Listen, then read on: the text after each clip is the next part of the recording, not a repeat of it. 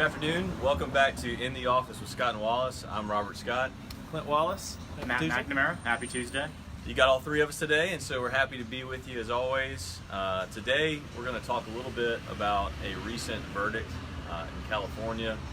Quite an impressive result for two individuals. It was a husband and wife who sadly came down with cancer after being exposed to RoundUp. And Clint, we're going to get to that in just a minute and allow you to talk a little bit about what was going on there and why a $2 billion verdict might have happened. But before we get to that, I wanted to go back to last week just for a minute and thank everyone for participating in our coffee giveaway during Teacher Appreciation Week. Miss Carol up at Thomasville won the gift certificate to Lucky Goat, and we also, as we said we do, gave a $25 gift certificate to Miss Benton, who nominated her. I understand Miss Carroll's a special education teacher up in Thomasville, and so we hope that she enjoys her cup of coffee on Scott and Wallace, and it's well deserved. With that, I wanted to go back to this verdict in California, Clint, against RoundUp, and why don't you talk a little bit about what was going on there? It was actually a RoundUp's parent company, Monsanto, but it was an 80-year-old couple. They said they used RoundUp, or the evidence was they used RoundUp once a week for 30 years. And both of them were diagnosed with non-Hodgkin's lymphoma. The evidence in the trial was that Monsanto knew that this glyphosate chemical in RoundUp could cause cancer, and they chose not to disclose that and not to warn people. But furthermore, there was evidence that they were taking officials of the EPA, Environmental Protection Agency, out on trips and giving them presents to help them not talk to the public about the dangers of this glyphosate. And hearing that evidence, the jury obviously didn't like that, and so they sent a message, and they awarded two types of damages that you can award in cases. The first is compensatory, which means that they gave the plaintiffs money for things that they lost, like lost wages or medical bills. And the second type of damages is a punitive damage, and juries are allowed to do that to send messages to companies that this type of behavior is not allowed. Common scenarios we see it in are drunk driving cases. Right. It doesn't go to make up for some of the plaintiffs' damages that they suffered economically. It's a deterrent for other companies not to engage in this type of behavior. Yeah, we saw this several years ago.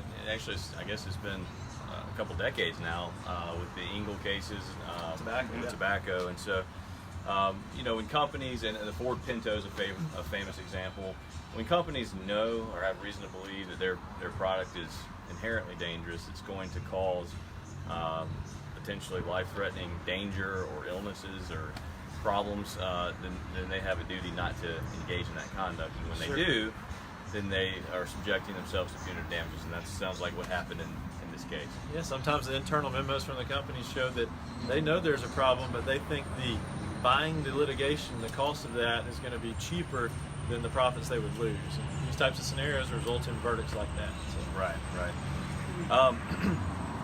So we'll see what happens with the result. That is a big number, $2 billion. We'll see what the appellate courts do. There's no doubt that will be appealed, but but obviously the jury was very inflamed by the evidence they heard, and that's the type of evidence that can be uncovered during an investigation. And so, like you mentioned, a drunk driving accident, that's the type of evidence that could come in a trial and inflame a jury and make the case value go way up.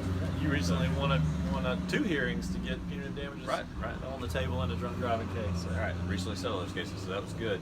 Matt, I wanted to flip it to you now. Of course, everyone knows you handle workers' comp with the firm, and kind of build a little hypothetical based on this case.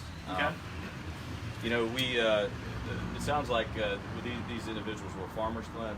It sounds like you've looked into it a little bit more than I have. I don't think they were farmers. They just actively used it once a week for 30 years. Okay, extended users, not a one-time gardener. Right. Well, you can imagine either farmers or people who work for major yard landscaping, or even like, even I can imagine scenarios like at Florida State or something where someone's like using RoundUp on a football field or professional sports, and they're in charge of there's people that have taken care of fields for long periods of time.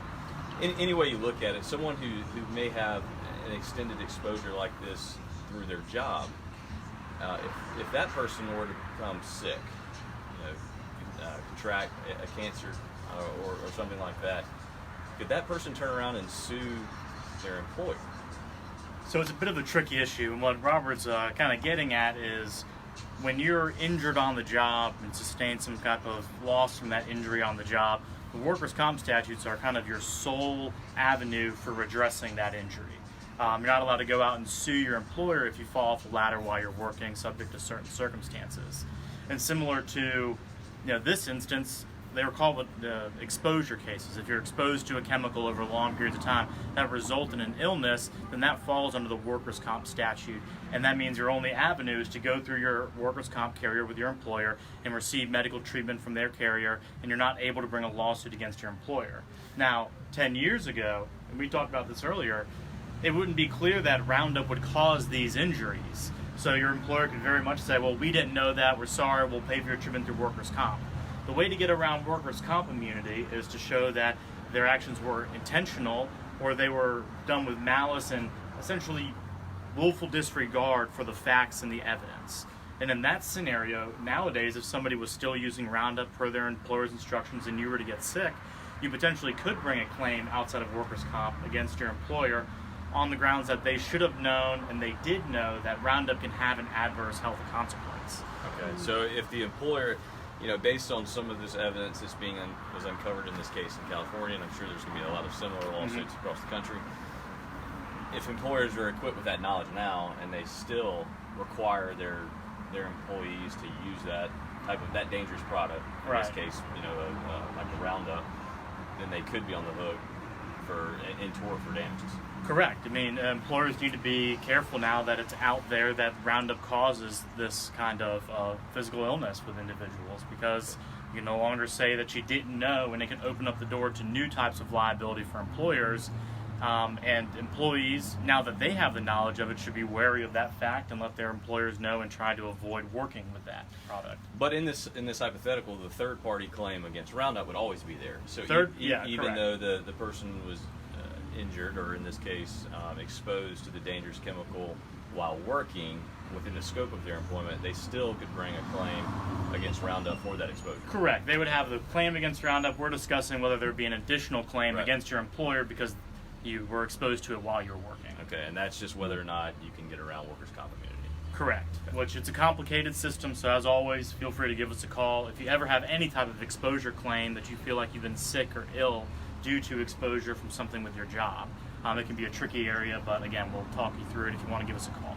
And it's not uncommon for people to have both personal injury and workers' comp cases arising out of the same set of facts. We have several clients like that now, where Robert and I handle the personal injury case, and Matt's on the workers' comp side of it. So yeah, we've represented plenty of people that have been like driving a commercial vehicle, for example. Yeah, right. They're making a delivery or something. They're in a car accident.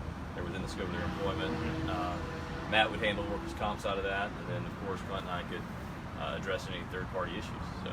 Yeah. And a question sometimes I think people have is I'm hesitant to talk about a workers' comp claim because I like my job and I don't want to get fired. But there's rules that protect you if you're injured on the job from your employer firing. Correct. There's no duty under the law from your employer to hold your job open, for an extended period of time while you're out.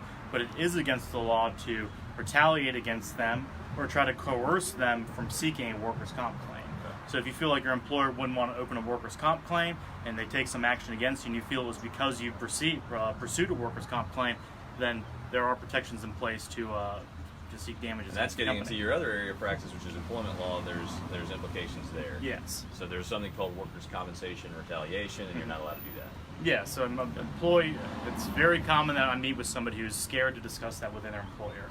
But rest assured, there are protections in place for them terminating you because you pursue a workers' comp claim. All right, so that's a trip around the office. We did all. But are there any questions that we need to address? You don't have any questions. You got a fair amount of people watching, but no questions yet. Okay. All right. Well, that was an interesting. It was a good RoundUp. Yeah. Do you have that one ready? All right. Well, thank you to everyone who is watching now or will watch this once this is posted. And we appreciate everyone supporting us as always, and we'll be back next Tuesday at 2 p.m. with another In the Office with Scott and Wallace. Happy Tuesday, everybody. Thanks. See you.